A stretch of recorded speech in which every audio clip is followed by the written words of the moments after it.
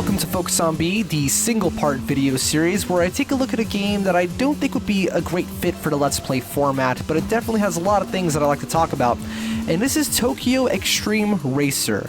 What kind of game is this? Well, have you ever heard the term thrown around, car PG?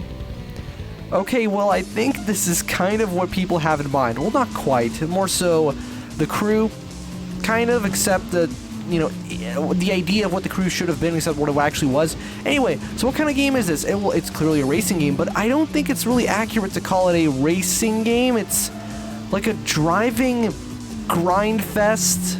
Roguelike. Okay, it's not roguelike, but well, it kind of is, because I swear to God the opponents have like randomly generated names, because I've never seen the same one twice, and they're absolutely fucking ridiculous. Death Panther. Yeah, you're gonna see a lot of really funny shit. Also, I'm currently losing, although I think I might have a chance of catching up. So as you can see, we got these health bars. This is a racing game with a fucking health bar system. How does it work? Well, as you can see, I'm falling behind, therefore my health bar is quite low. Now, fortunately, that doesn't really mean anything. All that really means now is I'm gonna lose. Oh no, I lost, and I got money for it. I actually got a bit of money for that. Did you see that? Now I'm over 6 grand. Awesome, I can afford that thing I wanted, but we're gonna go ahead and actually beat this guy this time. Come on. As you can see, this game looks very, well, it doesn't look as good as a sequel, of course, on the same system. This is a Dreamcast game, of course, so it runs at 60 frames, although I'm not actually recording at 60 frames because okay, this is going to sound weird, but I don't like the look of 60 FPS when I'm not engaged in the game. Like, when I'm playing the game, yeah, no shit, it's always better. But when I'm looking at game footage, it's, like, so weird to see it. Maybe it's a generational thing, because I grew up in that, like, era of YouTube when 60 FPS wasn't really a thing, where it was just about coming up, and it wasn't super common, and, you know, seeing it on a video, it just feels weird to me, so yeah, plus it's half the frame, so it saves space. Anyway, but still the game runs very, very smoothly. Actually, it might run better than the sequel. I haven't played the sequel that much, but, you know, remember Classic Game Room's original Y2K review of that game back when it was new? Amazing to think about that for a second. They reviewed that game when it was new. That's like me currently reviewing, I don't know, the next fucking Forza game coming out, or the next Need for Speed, or whatever, you know? That's fucking insane that these games that are now over 20 years old, they were reviewing them when they were new, in a very internet palatable sort of format. It's ahead of their time. But anyway, and yeah, you mentioned that the frame rate kind of chugged a little on the second one, which, I mean, yeah, the game looks better, so that probably makes sense. Now, I imagine using this camera angle would solve that, but wow, the angle is weird. Like, look at how it's viewed. It's low and pointing slightly up. It's like a low angle shot, a little bit. It doesn't feel comfortable, you know? And the fucking rear view mirror is huge. I hate that.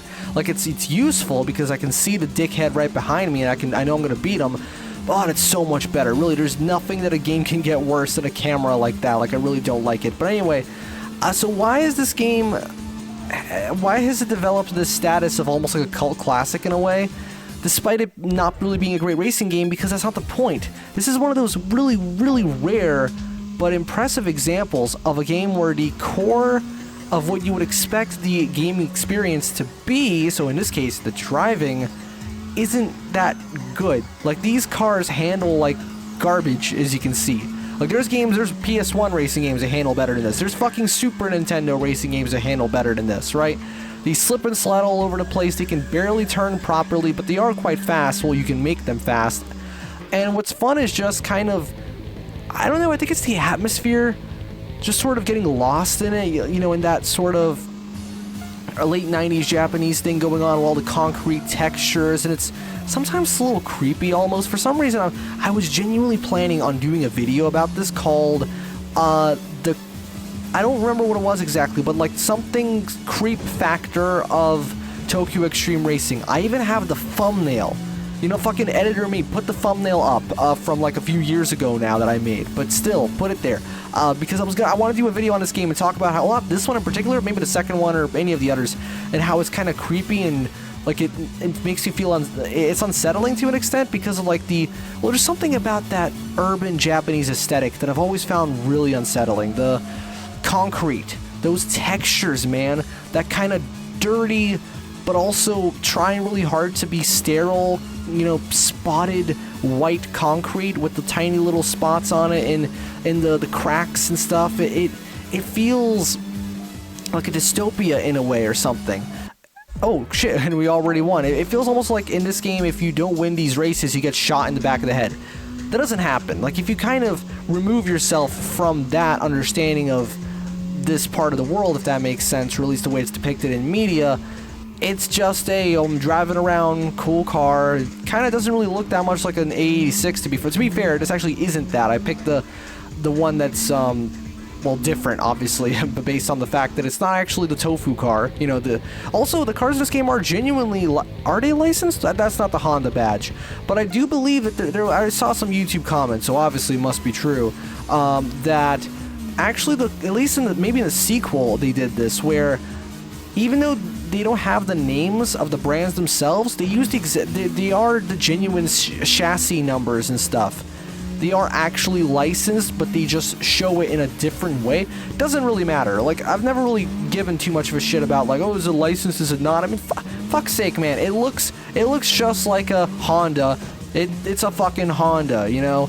Like, you can play, like, any number of racing games where it's like, yes, that is, I know exactly what car this is, but it's just not that car. But, you know, we already know what's up. So where's the rest of the appeal? For one, I fucking love the music here. It's like really close to being Eurobeat, but without vocals, hence why I haven't turned it off. Usually I'll turn music off like this, not because of copyright, because for one, I'm talking over it, and well, two, it doesn't really matter to me unless, you know, unless the video gets blocked, then obviously I'll turn it off. But and also it's a matter of the fact that it's distracting, you know. I'll turn the music off if it has vocals, mainly because it just kind of gets in the way when I'm talking, right? And not to mention, it's really, really, really hard to resist singing along, hence why it'd be really freaking hard for me to do a playthrough of really any of the Sonic games that have vocals in it, in the levels, and the level themes, because I'll just be singing along the whole fucking time.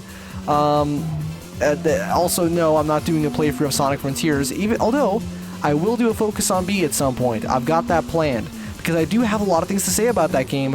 I just, again, as it's going to be Focus on B, I just don't think it'll be great for the Let's Play format. Just like this, I cannot imagine myself Let's Playing a game like this. Yeah, that is obviously a Nissan R32, I think.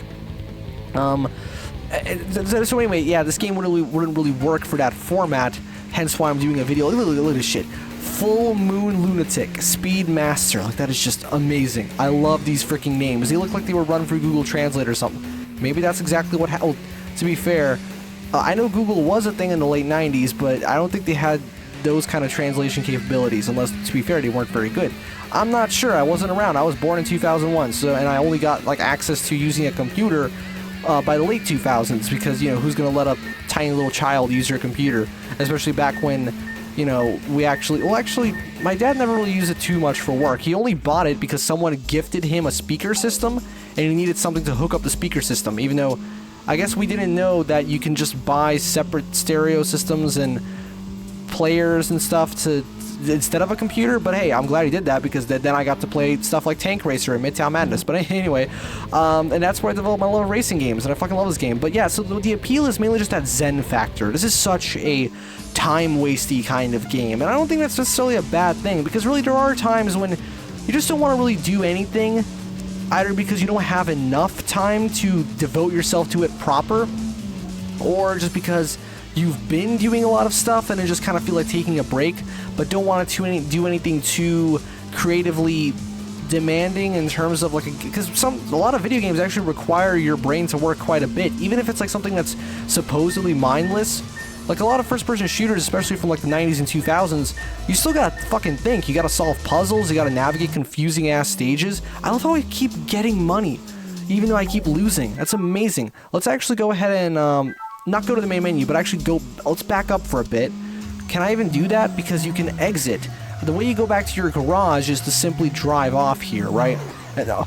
Oh. Okay, that's one way the game can handle you going the wrong way. It just goes, fuck it, turn around, dude. So what was I talking about? Fuck. Oh yeah. So it's just the kind of game where you can sort of turn your brain off. You know, put on a podcast or some other Let's Play series, and just kind of play. As you can see, you get money even if you lose. You don't get as much, but it's just constant. You're constantly just doing stuff and gaining some sort of progress. Let's actually ignore this dude for a second and try and upgrade our car. So let's go ahead and find one of those areas where I can go back to my garage, because I don't want to hit the main menu button because I'm scared I won't save that. So let's go over here. There you go. Autopilot. I love how it has to like remind you that it's in autopilot mode. That's really cute. So we're gonna wait a little bit for the loading times. Wow, that looks weird. There you go. Now we can go ahead and let's go ahead and save our progress, actually, because this is a Dreamcast game after all. And let's be real careful for it to actually save properly, because you never know. Even though I do have a save state available, but let's not do that. We don't need to. Garage. No, not garage. Shop. No, tuning. That's what you do, right? You go tuning, buy parts, and we can't afford the next engine, can we? No, not quite. But we can, I believe, afford the next drivetrain upgrade, right? Hell yeah, we can. There you go. Want to upgrade? Yes. Don't bother with anything that's handling related in terms of, like, you know, the suspension. I don't even know if this game doesn't even have tire upgrades, but don't try to do that, because there's no point. The game handles like shit. Just like Mark from Classic Game Room himself said, you just want to build a big fucking missile. You know, you just just shoot forward. It's so interesting hearing his speech patterns change over the years. But I guess that makes sense. Like, you talk differently when you're 20-something versus when you're 30-something versus when you're 40-something, right? Oh, man. Anyway, enough referencing other YouTube shows. Remember when I used to, like, unapologetically just, like, plug channels that didn't need plugging? Like, for some reason, when I first started YouTube, back in 2014, or was it 14, I would just, like, I had a side... You know, those like channels that you can like recommend or whatever. Maybe that's not even a thing anymore, but like you had like a side section where it's like you can recommend other channels. And before I changed it to some of the guys I used to work with back then, I used to have it just be a bunch of channels that were already big. And it's like, what the fuck? Like, really? You think my 2 subscribers or something at the time were gonna help out, like, shout those guys out? Like, okay. I mean, I don't do that anymore at all, because again, I don't even know if that's even a section on YouTube. Look at that, TR Racing, nice. Also, holy shit, these guys are fast. To be fair, I haven't upgraded my engine, but that would take some serious grinding. Again, I think that's where the RPG comes from when it comes to the whole car PG thing. Like, look, I know I'm going to lose. Let's just speed it up, and there you go. I still got a bit of money for that, I think. Or did I? No, I got it. I didn't lose it. But the whole point is that you're just grinding. You're just doing the same thing over and over again until you can upgrade and then do it better. But it is fun. There's always going to be that feeling of satisfaction when you know you're getting yourself a better car. And it almost feels natural because, you know, the whole XP thing in a lot of RPG type games and games that have leveling systems always feels a little strange. It's like, oh, conveniently my character just isn't good enough. But with cars, it's actually much more believable because, yes, cars are machines. They have objective properties, objective parameters, right? Like, just one car is better than another. At least when it comes to pure performance, you know, by definition. It's just like it produces more horsepower, it's got better aerodynamics, it's lighter, etc. You know, that kind of stuff. So actually it makes more sense to me. I'm genuinely surprised this kind of thing never took off. It must have been relatively successful because there's a lot of these games. There's, you know, the first 2 on Dreamcast. Then you also have another free, I think, on PS2. And there was even a free 60 one? And wasn't there also an arcade one? I don't know, but there was actually quite a few fucking Tokyo Xtreme Racer games, even though one of them wasn't called that. It was called like Import Tuner Challenge. So clearly there was an audience for this. In fact, I gained money from that, even though I lost. Okay, great, so you're always winning. In fact, there was actually these 2 ones that were called like Tokyo Extreme Drift or something, or Tokyo Drift. I don't know. Essentially, it was like a really bad like Initial D sort of thing, and just it wasn't that great. It was the kind of game where you actually there was more of a focus on the actual driving, which was a problem because the strong suit of these games is not the driving, right? You can tell that most of my winnings here are not based on me being really that good at the game, because it's kind of hard to be good at the game when that happens, right? You just kind of can't turn, you can't really do anything about it. You just hold the accelerator and hope that you get in front of the guy and then block him, essentially, right? It's like if Ridge Racer didn't have power sliding. Oh my, look at this shit. Look what's happening. This music is absolutely insane.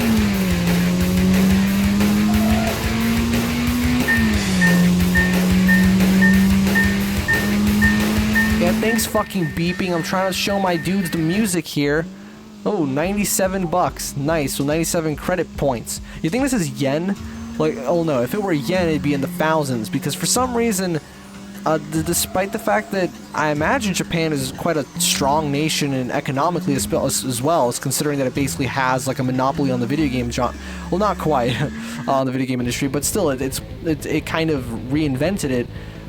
It's, for some reason, its currency is like super inexpensive, if that makes sense. Like, you need a lot of yen to equate to the same number of dollars, or like a lower number of dollars, if that makes sense, or any other, or even, you know, fewer euro, which I always found strange. Like, why is their currency so disproportionate like that? You know, I know it's the same amount of money and value, it's just weird. It's like I'll be reading a manga or something, and it's like, oh, I need 400 yen for this, and I'm like, 400 yen for a fucking candy bar or something? And I was like, oh wait, hold on, this is Japan. Of course. But it is interesting how that works, though, to be fair. I wonder how exchange rates work there. I don't know. But anyway, ow, bonk. There you go. See, I'm in the lead. I'm not in the lead anymore. I'm going to fucking catch up to you, and I'm going to win. And that's it. That's how this game works. What you see is what you get. You just do this. Eventually, after a couple hours, you get a better car, and then you upgrade that one, too, and then you do the same thing again. And, yeah, it's a grind fest. And, you know, I actually don't mind that. I'm not going to say I'm going to spend, like, a ton of hours on this shit, but it's also such a great dip into like that late 90s culture, because what's interesting is it doesn't feel that dated. There's very little about this game that, well, to be fair, I think it's mostly American culture from that time that feels dated, because of that like radical dude cool attitude thing, you know, when like a game will have a crazy announcer or whatever. This feels relatively clean, to be honest. Like, if you weren't a big car guy and you knew that all of these models were from like, you know, the mid to late 90s and stuff, or even the late 80s, and the music sounds pretty contemporary. Like, this doesn't sound too different from something you'd hear in just some, I guess, Eurobeat edit shitpost type video made today. You get what I mean? There's not a lot that dates this game. And also European games are the same, really. I mean, yeah, European games have a lot of drum and bass and stuff, but I think drum and bass ages pretty damn well. I know there are some people, some absolute freaks on this planet, who do not enjoy late 90s jungle, drum and bass type, acid type music. I don't fucking know what your problem is, but that's like the best music ever made. And I'm a metal, like I fucking love metal for the most part, and hard rock and stuff like that. But man, I love me some good ass drum and bass. Like, I'm just slowly getting a little more money every time until I can eventually upgrade, even though maybe it'd be wiser for me to just take on someone easier, because as you can see, he has a purple icon, which I imagine means that he's more difficult. And you know what's crazy, actually? That this game looks okay for, you know, I guess they call them, it's really interesting to me how sometimes they'll refer to games as first, second, or third generation relative to the system itself. So some people would refer to this game as a first generation Dreamcast game, even though it came out in 99. Technically that would make it a second generation Dreamcast game, but it's always been interesting to me how you have like the wider picture of console generation. So this would be, I guess, a 6th gen game, even though I've always considered a Dreamcast more of a 5th gen system. Just came out, like, it has 6th gen, but at least close to 6th gen like parameters and specs, but it came out in like the late 90s. Like, it really is in my head like more of a N64 one-up, if that makes sense, with discs and stuff, and it's just it expanded upon that, and it runs way smoother and stuff. But it's strange because a lot of people will refer to certain games like part of different generations within that system, and that does kind of put things into perspective, because it's true. Like, back during that time, there was genuinely a huge difference in quality and production value and such, and polish, between just a single year across the board in almost every game, right? It cannot be undersold. Like, even during the 2000s, but about the late 2000s when things kind of started to even out, if that makes sense. Like, you can play a game released in 2000, but believe it or not, 2012 was 13 years ago by the time you're seeing this. and yet you can play it and it's like brand new pretty much, other than maybe some stylistic choices. Like newer games will have slightly more minimalistic menus, cleaner menus, right? Like when I'm playing Sonic Frontiers, I'm like, I know, yeah, this is a distinctly a game from this current decade, because all of the menus have these clicky poppy sort of sounds and a lot more soft pads in the music, and we got some really intense synths too. We got these like really simple icons for things, but at the same time, I got to this one mission where you have to guide all these little Cocos or whatever they were called, like these little stone dudes. You have to guide them to like a mom type character, and the fucking icon that they show to represent your lives, how many attempts you get, is the exact same super 2010s, you know, early 2010s shaded and shiny sort of icon for Sonic's like live count from Sonic Generations. And I'm just like, wow, that does not fit stylistically whatsoever. And holy shit, I just checked the time. I just realized I've been recording for over 20 minutes now, which means that we're actually very close to ending this episode, but I really want to beat this guy. I don't care if my car is objectively under-leveled compared to his. I must win. Yes, you fucking dick. I will not let you... Oh, okay. At this point, it's done. I mean, that is one of the things. Much like how in an RPG, it's very much stat-based, because you can't really do much about...